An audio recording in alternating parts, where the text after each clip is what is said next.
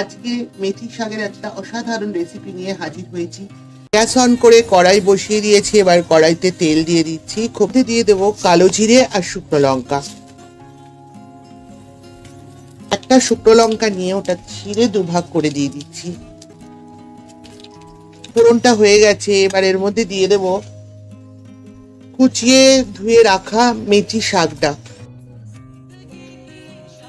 এবার এর মধ্যে দিয়ে দেবো হাফ চামচ হলুদের গুঁড়ো, আন্দাজ মতন লবণ। এবার একটা ঢাকনা দিয়ে শাকটা একটুখানি মজতে দেব। যেহেতু আমি শাকের ডাঁটাগুলো দিয়েছি তাই জন্য একটু মজবার জন্য 2 মিনিট ঢাকা দিয়ে রাখছি। 2 মিনিট পর ফিরে এলাম বন্ধুরা। দেখুন মেথি শাকটা থেকে জল বেরিয়েছে কিছুটা। এবার আমি একটা বাটিতে আমার হাতের 1 মুঠ মুগ ডাল ধুয়ে রেখেছিলাম, এবার সেটা আমি এর মধ্যে দিয়ে দিচ্ছি। এবার মুগ ডালটা দিয়ে মেথি পাতাটা ভালো করে একসাথে মিশিয়ে নিয়ে একটু কষতে থাকবো। আপনারা মুগ ডালটা আর মেথি পাতাটা ভালো করে একসাথে কষানো হয়ে গেছে। এবার আমি এর মধ্যে মাপ মতো জল দিয়ে দেব। ডাল নিয়েছিলাম যেই বাটিটায়, সেই বাটিটার 1 বাটি জল দিয়ে দিচ্ছি। এবার ঢাকা দিয়ে দেব। এটা রান্না হতে থাকুক।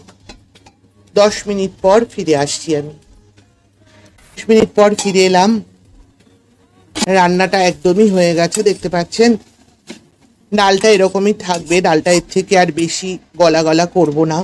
এবার আমি একটা কাঁচা লঙ্কাকে মাঝখান বরাবর চিড়ে নিয়েছিলাম, সেটা আমি দিয়ে দিচ্ছি।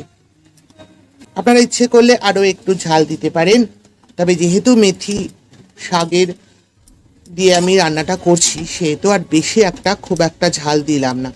এবার আমি দিয়ে দেবো এর মধ্যে আন্দাজ মতন চিনি। মেথি শাকের একটা কষ্টা ভাব আছে, তাই জন্য চিনিটা না দিলে ভালো লাগবে না। রান্নাটা হয়ে গেছে। এবার আমি এটা একটু ভালো করে নেড়ে 2 মিনিট গ্যাসটা অফ করে স্ট্যান্ডিং টাইমে থাকবো। 2 মিনিট পর আমি এটা পরিবেশন করছি। রেডি হয়ে গেল মুগ ডাল দিয়ে মেথি শাকের এই অসাধারণ রেসিপিটি।